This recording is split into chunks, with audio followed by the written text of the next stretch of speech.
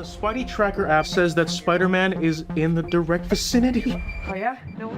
Like a true Marvel fan, I never leave the theater until the screen goes dark after the credits and the lights are back on. Usually the mid-credit and post-credit scenes in the MCU are pretty rewarding, often indicative of what's about to come next. And with a big release like Avengers Doomsday coming up, I have big expectations from the post-credit scene in Spider-Man Brand New Day. However, while the movie was easily among the best Spider-Man movies ever, the post-credit scene has little to offer and is rather anti-climactic. I mean, you can draw conclusions and build your theories around it, but the fact remains that the scene is deliberately cryptic. Of course, it wouldn't stop me from breaking down the scene and exploring every possible theory, and that's precisely what I'll be doing in this video. There will be some major spoilers along the way, so you've been warned. Oh god. The movie ending feels like a post-credit scene. The movie officially has one post-credit scene, but the final scene's almost like a post-credit scene in itself. So after the whole Jean Grey situation's been dealt with and the real bad guy's been identified, it's almost a happy ending for Peter Parker. But I say almost because his personal life is still in disarray. He might have confessed his feelings for MJ, but she said she remembers nothing. And as for Ned, he doesn't even know that Peter's Spider-Man. Given these circumstances, the final scene's quite significant. And it's as cryptic and mysterious as post-credit scenes usually are. We see Peter walking up to Ned and they share a handshake that turns into their familiar ritual. Ned even has a smile on his face as if he recognizes his old friend, and the scene ends there. MJ's sitting at the rooftop holding a necklace given to her by Peter in a time that she doesn't remember, but she's lost in her thoughts. Both of these scenes indicate a possibility that his days of anonymity among his loved ones might be over soon, even though nothing is conclusive enough. Out of my way. What is the actual post-credit scene like? Once the credits roll, you can see Ned's Spider-Man Tracker, which is an app that he designed to track the movements of Spider-Man across New York. Ned is shown as someone who's obsessed with the friendly neighborhood superhero and his secret identity, and this app is his way of getting closer to his goal of finding out who Spider-Man is. In the post-credit scene, you see that the app receives a notification saying that Spider-Man is somewhere around Queens, but it soon spots a new sighting and the pixelated map of New York gets smaller as the app zooms out. The camera pans out to show Earth and then it shifts into outer space. After a quick glitch on the screen, Spider-Man's new location is shown somewhere in the cosmos. This is where the scene cuts away so that you find nothing conclusive, and there are some very interesting possibilities that come to mind. No banner, only Hulk. Is Tom Holland's Spider-Man sent to Battleworld?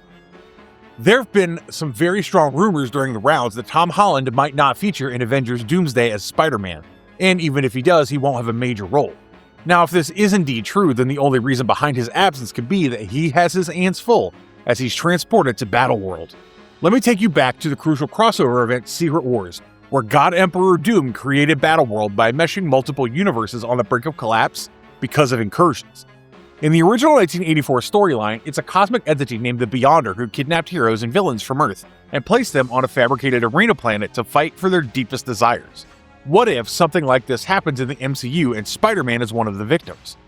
Well, it wouldn't be the Beyonder in this case. The one responsible is probably going to be Dr. Doom, who featured in the 2016 Secret Wars storyline. He stole the godly power of the Beyonder after the multiverse was destroyed by dimensional incursions, and this is the God Emperor Doom that I was talking about. Of course, like any other god-level villain, he was under the illusion that his actions were the only way to save the universes. And I think there's a decent possibility that some of this will be brought to the big screen with the upcoming Avengers movie. In that case, what if Spider-Man's one of the first ones to be sent to this new reality? I find this to be the most likely implication of the post-credit scene given how the upcoming MCU movies are lined up. A direct tie-in with Avengers Doomsday. It's not even a secret at this point that we're all hyped up for the big release this year that brings Dr. Doom into the picture. However, the role of Tom Holland in the movie has been kept under wraps, and there are some rumors suggesting an interesting cameo of Spider-Man. If this turns out to be true, then Spider-Man Lost in Space is the perfect setting to reintroduce him into a story that deals with the tilted cosmic scale. I mean, this could even be the doing of Dr. Doom, and it's a way to keep him out of the main conflict. Let's not forget that Robert Downey Jr., who plays Doom in the movie, has played the iconic Iron Man in the MCU, and Peter Parker probably shared the closest bond with him. Now, I'm not saying that it's the same man, but it'll surely be interesting to see how Peter reacts when he sees that Doom looks just like the only fatherly figure he's had in his life. This post-credit scene can work like a bridge between Brand New Day and Doomsday, and it wouldn't be the first time that Marvel chose to use Spider-Man as the connective tissue. The only reason I can't be sure about this is that the scene is careful enough not to mention Doomsday in any form, and the inference is merely a strong fan theory at this point. Another Spider-Man might appear. Tom Holland's Spider-Man is not the only one out there, and we've already seen cameo appearances from Tobey Maguire and Andrew Garfield with their respective Spider-Man variants. So, what's to say that something similar is not waiting to happen? There have been some vague rumors about the possibility of Tobey Maguire making a cameo appearance in Doomsday, and this could be a nice setup to that. It could also be Andrew Garfield's Spider-Man or even Miles Morales, and surely it's a very interesting proposition. Unfortunately, Brand New Day doesn't give us the details of Ned's Spider-Man tracker or how it works. Does it only respond to Tom Holland's Spider-Man, or is it programmed to be triggered by any Spider-Man movement across the world? In a multiversal story, there's room for more than one Spider-Man, and it would be fun to see how this influences the events of Doomsday. Can it be the presence of a symbiote? Spider-Man Brand New Day is probably the first time that we caught a glimpse of the darker side of Tom Holland's Spider-Man when he lost himself briefly in the changes courtesy of the increased arachnid hormone. He has yet to interact with Venom or any other symbiote, and there's an interesting fan theory doing the rounds exploring the possibility of something like this on the cards. Ned's Spider-Man tracker might have mistaken a symbiote for Spider-Man, or worse still, Spider-Man might be caught up with a symbiote in outer space. However, if the narrative turns out to be like this, then the chances are that Peter Parker will be absent during the events of Doomsday, which I personally don't want. A bigger stage for Spider-Man. Spider-Man has handled enough of the earthly threats, and maybe it's time for him to step up the game. I know in the events of Avengers Infinity War and Endgame, Spider-Man had to deal with Thanos and the world-changing events that followed. But for a solo movie, we're yet to see something of that magnitude. What if Tom Holland's Spider-Man doesn't even feature in Doomsday or Secret Wars, and the next time you see him's in another solo Spider-Man movie?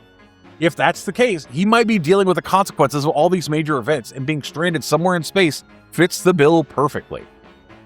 Lastly, you can't ignore the fact that Ned's machine has little credibility. He might be a genius, but his Spider-Man tracker is not something made by Tony Stark. All theories that I'm cooking up are based on the authenticity of its reading, might just be useless if it turns out that the device is simply malfunctioning. However, this has a lesser probability because Marvel wouldn't want to waste the time of its viewers with a post-credit scene that has no meaning whatsoever. Well, at least we have the promise that Spider-Man will return, and given the performance of Tom Holland in this movie, I'm quite confident that he's here to stay as the friendly neighborhood superhero. I think this is his best work to date, and easily his best Spider-Man movie. If you haven't watched the movie already, make sure you check it out in the theaters because it's a worthy experience. Maybe the good times are back for the MCU, and now the fans have more reasons to look forward to Doomsday, as some of the legends will be seen back in action. Let me know in the comments below what you think of the movie and the mysterious post-credits scene. Also, share your thoughts on how the scene might connect to the future of the MCU. If you like this video, please like, subscribe to our channel, and ring that notification bell. That way, when your friendly neighborhood Spider-Man comes swinging in with new content, you'll find out from us first. Stay safe, have a great day, and as always, stay marvelous.